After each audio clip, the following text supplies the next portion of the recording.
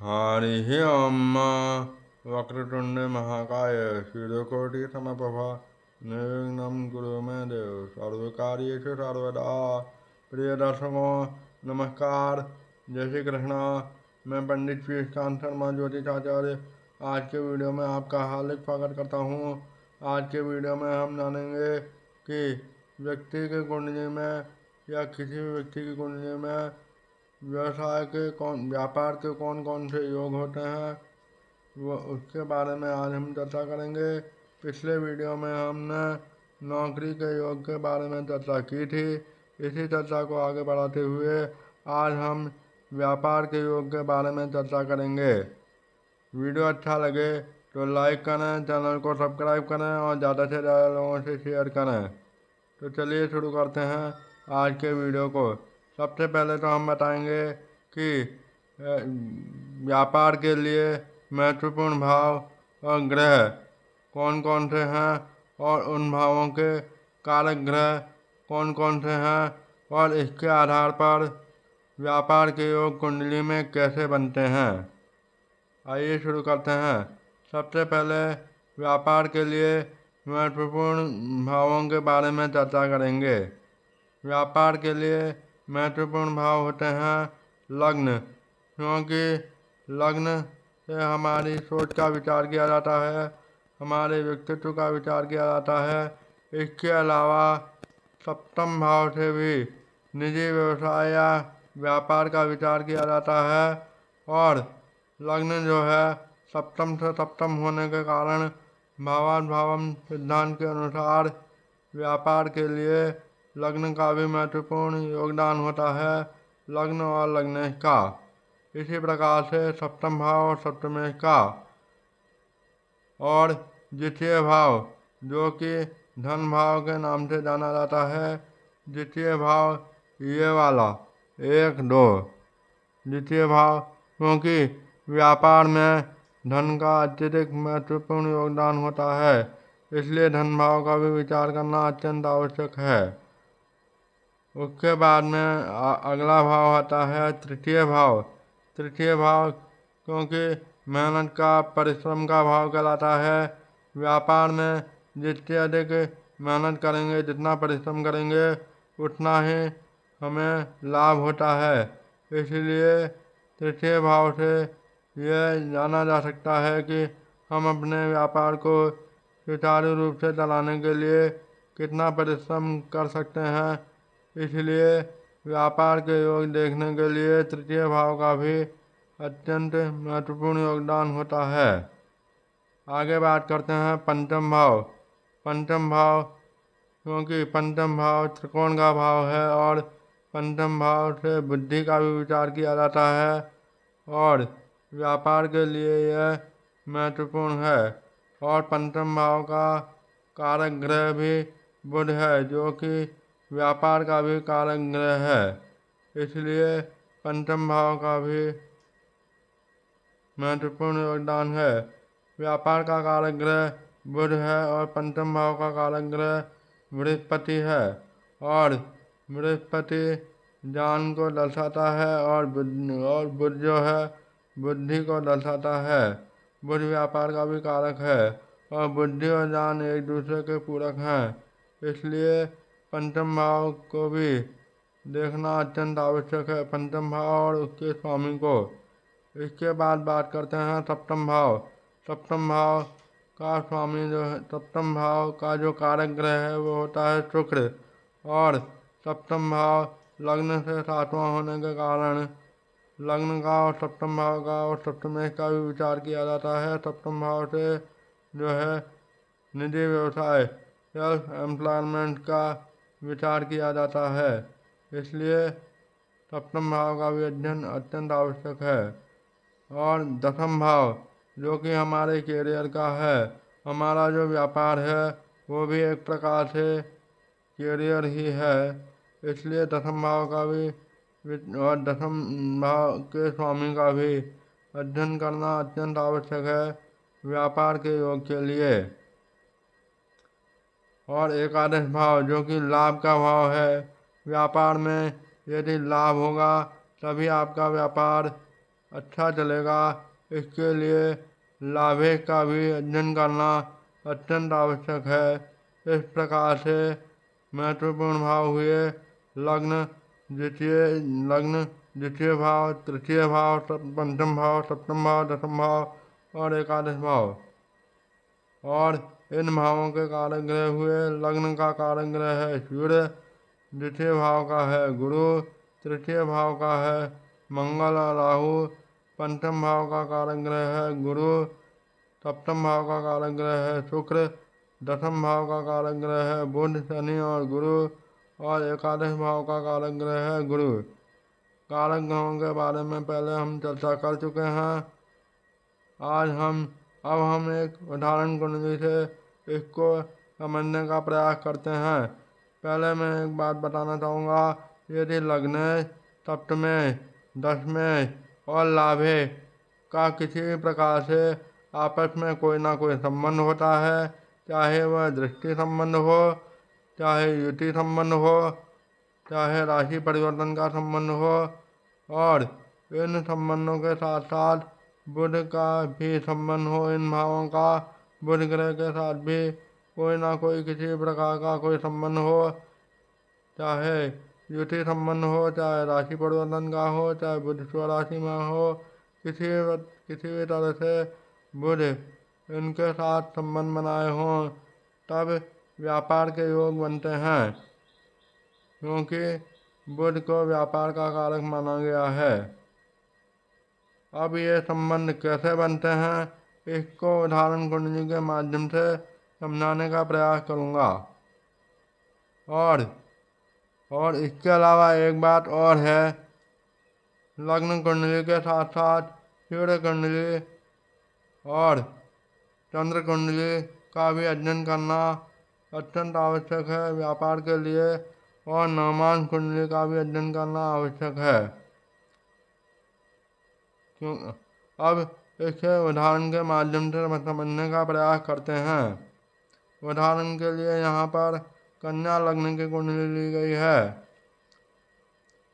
तो और इसके अलावा यदि सप्तमे का संबंध केंद्र या त्रिकोण से बन जाए, या एकादश का संबंध केंद्र या त्रिकोण से बन जाए, धनेश का संबंध केंद्र के भावों या त्रिकोण के भावों से बन जाए, तो और दसवें का संबंध केंद्र या त्रिकोण के भावों से बन जाए, बुध का संबंध केंद्र या त्रिकोण के भावों से बन जाए, तो ऐसी स्थिति में भी व्यापार के योग बनते हैं। उदाहरण के लिए ये उदाहरण कुंडली है कन्या लग्न की।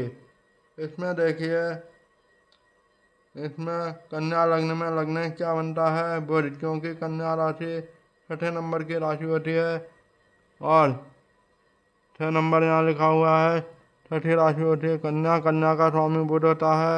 बुध जो कि लग्न होकर के दसम भाव में अपनी ही राशि में यानी मिथुन राशि में बैठा हुआ है, और बुध अपनी ही राशि में बैठा है। एक बात तो प्लस पॉइंट तो ये हो गया। इस प्रकार से लग्न का संबंध दसवें से हो गया, पहली बात तो ये। अब क्या देखना है, धनेश की बात करें, जो कि मैंने महत्वपूर्ण भाव बताए थे द्वितीय भाव। अब द्वितीय भाव की बात करें तो द्वितीय भाव में कन्या लग्न की कुंडली में 7 नंबर की गिनती लिखी हुई होती है। 7वीं राशि होती है तुला। तुला राशि का स्वामी होता है शुक्र। अब इस कुंडली में शुक्र की स्थिति को देखा जाए तो शुक्र धनेश और नवमेश यानी धन भाव का स्वामी और भाग्य भाव का स्वामी होकर के शुक्र एकादश भाव में बैठा हुआ है, वह भी उच्च राशि में, वह भी एकादश भाव में बैठा हुआ है। शुक्र नवमेश और धनेश होकर एकादश भाव में बैठा हुआ है। इस प्रकार से शुक्र की स्थिति भी बहुत अच्छी हुई, और शुक्र जो है सप्तम भाव का कारक ग्रह है। इस प्रकार से शुक्र का संबंध जो है द्वितीय और सप्तम भाव से हुआ। इस तरह से संबंध देखा जाता है। वहीं अगर सप्तमेश की बात करें तो सप्तमेश इस कुंडली में बनता है कन्या लग्न की कुंडली में 12 नंबर की गिनती लिखी होती है सप्तम भाव में। अब 12वीं राशि होती है मीन राशि। मीन राशि का स्वामी होता है बृहस्पति। बृहस्पति इस कुंडली में सप्तम भाव और सुख भाव यानी चतुर्थ भाव का स्वामी होकर के एकादश भाव में अपनी उच्च राशि में बैठा हुआ है। ये और भी प्रबल योग हो गया व्यापार करने का। तो इस प्रकार से और वो भी अपनी उच्च राशि में बैठा है 11वें भाव में, लाभ के भाव में। इस प्रकार से 3 योग हो गए। एक तो बुध स्वयं की राशि में बैठा है नंबर 1 से लग्न होकर, दूसरा सप्तमेश और धनेश की युति 11वें भाव में बन रही है। उसके अलावा जो है शुक्र नवमेश होकर के यानी भाग्येश होकर के 11वें भाव में अपनी उच्च राशि में है। इस प्रकार से ये व्यापार के अत्यंत श्रेष्ठ योग हुए। इसके बाद में नवमांश कुंडली की बात करें तो नवमांश कुंडली में शुक्र की स्थिति को देखें। सबसे पहले तो धनेश की स्थिति को देखें। धनेश यहाँ पर शुक्र है। शुक्र की स्थिति को देखें तो शुक्र नवमांश कुंडली में शनि के नवमांश में है और शनि जो है इसमें लग्न कुंडली में सप्तम भाव में बैठा हुआ है।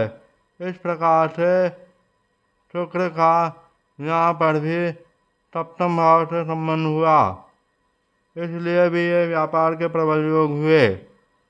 और दूसरी बात, एक बात और देखनी होती है कि चंद्र कुंडली और सूर्य कुंडली से भी व्यापार के यही संबंध कुंडली में बन रहे हों, यानी लग्नेश, द्वितीयेश, सप्तमेश, दशमेश और एकादशेश के यही संबंध, दृष्टि संबंध, युति संबंध, राशि परिवर्तन का संबंध, यही संबंध अगर सूर्य कुंडली और चंद्र कुंडली में भी बन रहे हों तो यह योग, व्यापार का योग और प्रबल हो जाता है।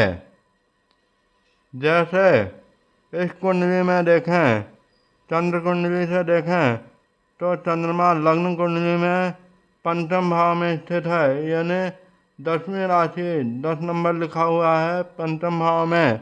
अब इस 10 नंबर को अगर हम लग्न कुंडली बना लेते हैं तो 10, 11, 12, 1, 2, 3, 4 यहाँ पर सप्तमेश शुक्र बनता है और शुक्र की बहुत अच्छी स्थिति है यहाँ पर 4, 5, 6, 7, 8, 9 शुक्र की बहुत अच्छी स्थिति है। और 5, 6, 7, 8 यहाँ पर मंगल आ जाएगा, लाभेश मंगल हो जाएगा। अगर चंद्र कुंडली से देखें तो लाभेश मंगल हो जाएगा और मंगल यहाँ पर लग्न में बैठा हुआ है और चंद्र कुंडली से लाभेश होने के कारण यह भी मंगल की भी अच्छी स्थिति हुई। तो इस प्रकार से यह भी व्यापार का योग बना। इसी तरह सूर्य कुंडली से भी देखा जाए तो सूर्य और बुध की युति लग्न में हो जाएगी 3, 4, 5, 6, 7, 8, 9, 10, 11, 12, 1, 2 इस प्रकार से सूर्य कुंडली बनेगी। यहाँ पर सूर्य और बुध की युति लग्न में हो जाएगी और उनकी सप्तम दृष्टि जो है सूर्य और बुध की सप्तम दृष्टि सप्तम भाव पर पड़ेगी। इस प्रकार से इसका संबंध भी, सूर्य और बुध का संबंध भी, बुध जो कि व्यापार का कारक है उसका संबंध भी सप्तम भाव से हो गया। इस प्रकार से ये तीनों तरह से, चारों तरह से व्यापार के योग बने। और नवमांश कुंडली में देखें तो नवमांश कुंडली में भी बुध जो है स्वयं की राशि में है और लग्न कुंडली में भी बुध जो है स्वयं की राशि यानी मिथुन राशि में है, नवमांश कुंडली में भी मिथुन राशि में है। तो इस प्रकार से यह वर्गोत्तम नवमांश हुआ, वर्गोत्तम कहलाया बुध। तो इस प्रकार से और प्रबल योग बना व्यापार का बुध के मजबूत होने के कारण। अब इनके व्यापार की बात करें तो इनका व्यापार शुक्र से संबंधित है और बुध से संबंधित है। इन्होंने अखबार से संबंधित व्यापार किया हुआ है, व्यापार कर रहे हैं अखबार से संबंधित। और ऐसे जातक जिनका दसम भाव और धनेश का बुध से संबंध होता है, तो ऐसे जातक जो है न्यूज एजेंसी का व्यापार करते हैं और स्टेशनरी आदि का व्यापार करते हैं ऐसे जातक। तो आज के लिए बस इतना ही काफ़ी है। अगले वीडियो में हम बताएंगे कि व्यापार से संबंधित ग्रह कौन कौन से होते हैं, यानी कौन सा ग्रह किस व्यापार को दर्शाता है, वो उसकी चर्चा हम अगले वीडियो में करेंगे। तब तक के लिए नमस्कार, जय श्री कृष्णा।